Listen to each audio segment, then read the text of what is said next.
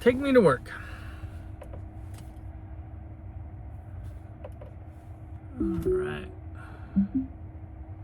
All right, special Saturday edition of Take Me to Work. I've got to run into the office for a couple minutes, pick something up. And then I'm off to my son's football practice and team barbecue afterwards. So that should be pretty neat. He's playing on this all-star team. It's kind of like a honorary thing because he's played football for so long that they put him, the league that they're in has this all-star game, East versus West, and they separate the teams in the Chicagoland area, and they take 2 or 3 or 4 kids, I think, from each team. It's been kind of a lot of work, to be honest with you. It's just an hour drive each way for the practices, 2-hour practices. We had one we drove down there, and the park that they were supposed to practice at was closed for some reason. And then we had another practice. We drove down there and started raining like 10 minutes in, and they had to cancel it because of the storm. So what are you gonna do? You know, it's for the kid. He loves it. The kid loves football, and he loves playing and practicing, and you know, and they're doing this thing. There's this, like, I don't know if he's some kind of scout that goes around and he like ranks like junior high kids like before they go into high school, and tries to get like college scouts interested in them, start following their careers. And so I was writing a paragraph description of my son, and you know, it's a pretty cool kid. I mean, you know, I just kind of took a voice recorder and recorded everything I could think of about the guy, and then fed it into Claude, actually into my business brain Claude, and said, write this in my voice. And it spit out the paragraph. It said a nice thing. It says, here you go, according to the directions, you know, he seems like a great kid. So I'm like, oh, thanks, Claude. That was nice of you. And then, so that's interesting, but we'll see how it goes. And then he's playing tackle football this fall, but I won't be his coach. It's the first time. He's in 5. So he played flag football, and then he played tackle. And I wasn't the head coach of that team. I ended up becoming like the offensive coordinator. We had a good end of the season, and then the flag season, I was the coach again. And then for tackle, did everything I could and got in and became the head coach. And then the one thing was, there's a couple of dads that wanted to be assistant coaches, and they ended up kind of being backstabbing snakes, to be honest with you. And, you know, we didn't really have a good team.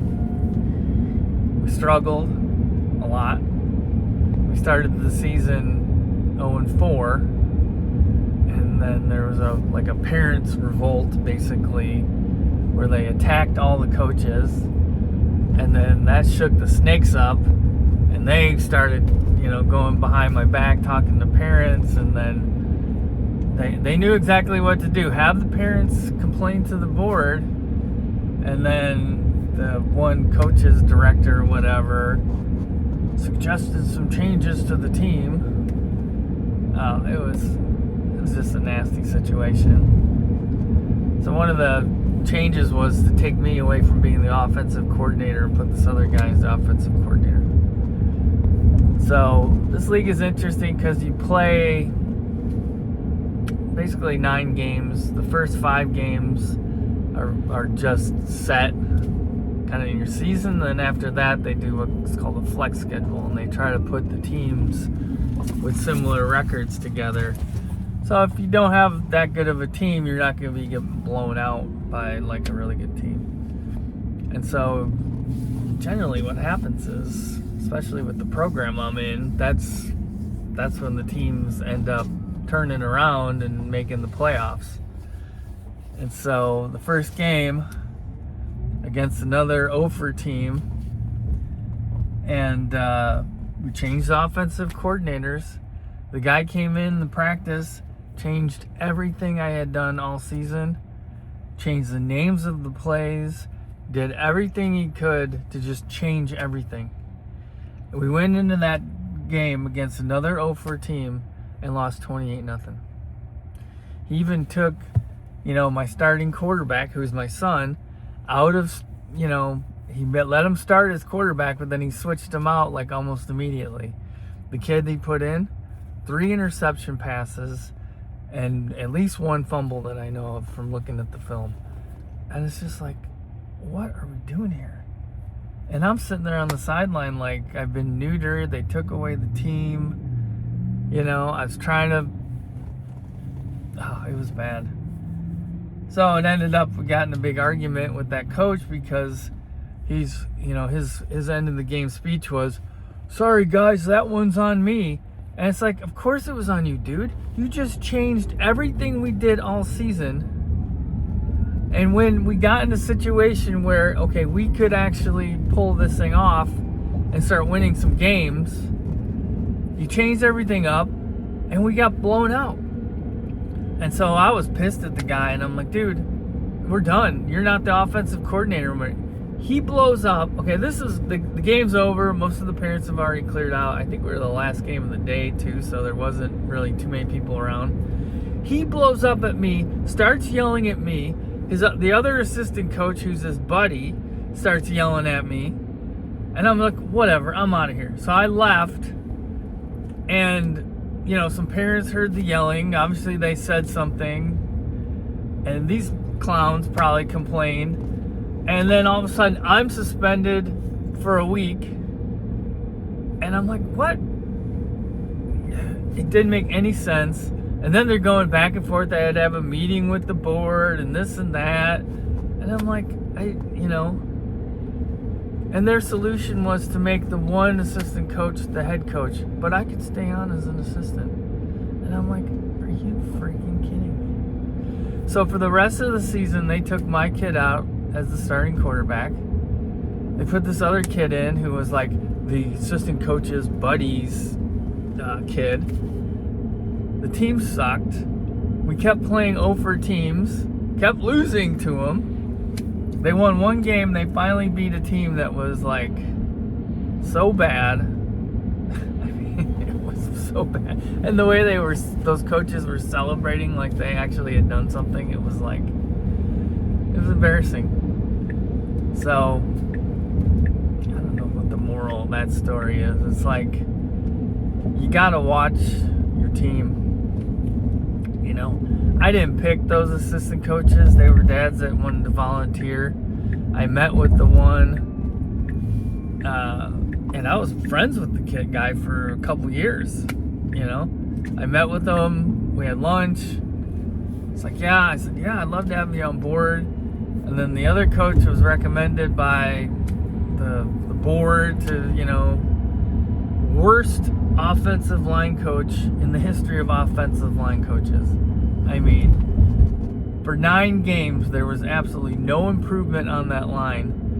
And, it was a tryout situation because there were so many kids at that weight class. And I put them all on... I let him decide all the kids that he wanted, and he picked all these kids. And then when we started to practice, I'm like, I don't know about these kids, man. And he never improved them.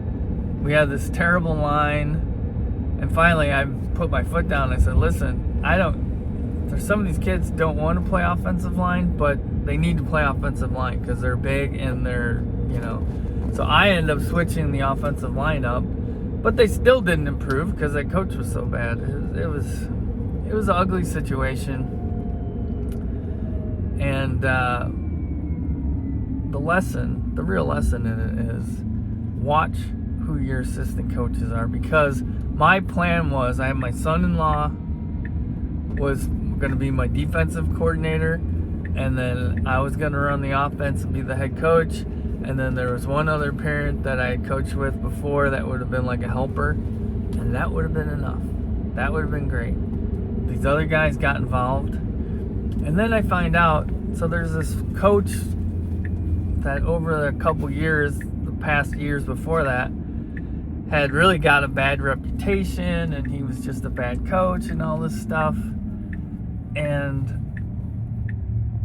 I was sitting, and this was before the whole blowout and everything, I'm sitting there talking to the coaches after practice, and they're like, yeah, back when we coached with so-and-so, and I'm thinking, what?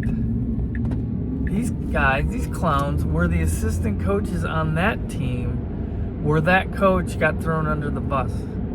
And then it dawned on me, I'm like, oh man, it was it was just a bad situation.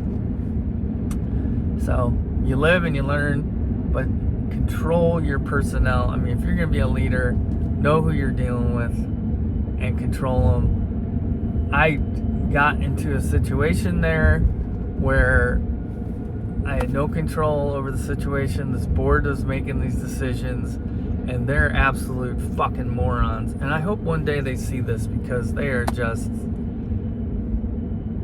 like, if you've ever lived in a condo or a townhouse where there's an HOA, and the people that are on the board are just these little pea brains that get a little bit of power, and they're fining people, and they're doing this, and they're leaning people's houses and trying to foreclose on people's houses for having ridiculous fines that they should have never had. I mean, that's what this football board is like. And they've, like, some of them been on there for years and years. And the problem is they're so dysfunctional. And just not good for the program and not good at what they do. But the problem is they think they're really good, and they think that, and they form like this little clique, and they have this, because my wife was actually on the board for a couple years, and they form this little cliques, and they have these little secret meetings and these secret text groups outside. It's seriously, they're coaching junior high kids, and they act like junior high kids. So anyways, it's like small town politics. It's just it's a goofy situation, But anyways, I'm not coaching this year, so I'll be a parent, so that'll be good. Now my son's already saying he wants to do one more year of the flag when they're 8th grade, and I'm fine with that. I love the flag.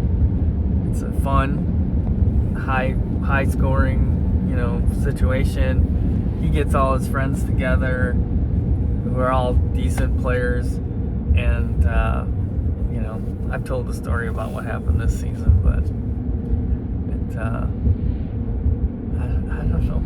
I don't know why. I'm just a lightning rod for controversy in this football program, and I think just staying away from it would be best for me, because it took a lot of time. That tackle season, I literally screwed up my flag season because I was trying to put things in place that would carry over into the flag season. But the problem is that they got the new head coach at the high school, and then this junior program tries to, they're trying to be like a feeder program, but they're such idiots, and they always screw things up because they don't know how to deal with people. They can't even play at the high school. They used to be able to play at the high school. They can't play at the high school anymore. Don't play at the high school. Just because they can't. They have just horrible inner communication. I mean, just recently, last week, the high school coach gets some of his players together and has a summer football camp. I think it was like 2 or 3 days. He literally had 6 kids show up. And this is supposed to be for 6th, 7th, and 8th graders. He has 6 kids show up. Yeah, junior program. You want to be a feeder program, and then you do that to your high school head coach? Because they did it last year, and they had maybe 25, 30 kids show up. I know I didn't see any promotion from the junior program. And it's just like, you just do stupid shit like that. I mean, my wife was the fundraiser person. And she had great ideas and she did stuff. But everything she did, it was like a fight to get them to change and all this stuff. And so the next year, she's like, I don't really want to do that. It was too much work. So she had a friend of hers come in who's a big-time business owner in the community who has done $100,000 galas to raise money for certain charities, local charities, come in to be the fundraiser. Now here's somebody that could have brought in car dealerships and business owners and everything else to sponsor this little football program. That little pea-brain board made her feel so small and so like unimportant and so, you know, fodder on every little thing, talked behind her back. I mean, it was just ridiculous. It made her feel alienated to where she literally quit. And she will not have anything to do with that program, which is sad because here's the community, the kids. It's good for, you know, everything. It builds leadership and camaraderie, and it helps the high school because these kids learn football early. But no, they just shit on it. So, 2 lessons today. 1, watch your team. I mean, if you're in business, your leadership team, your management team. If you're in sports and you're a coach or a head coach, you know, watch who are your underlying. You know, do some research on them, ask around. I mean, I did then find out that the one coach, there was problems with him for a couple years. And I kind of knew there was an issue, but I'm like, well, I get along with them, and I'm not like, the coach he had an issue with was very strong personality, and it was his way or the highway, and I could see how it might have been an issue. But, so I kind of looked past it because I was friends with the guy for a couple years, but just, So watch your management, and then if you do get in a position of power, like you're a board member in an HOA, or you're on a board of a company, or a board of a charity, or the board of a junior football program, you know, don't become small-minded pea-brain that just, you know, just doesn't have an open mind to change and improvement, you know. So those are the 2 lessons today. It's Saturday. Like I said, I'm just here to drop off some stuff and pick something up. So I will see you on Monday.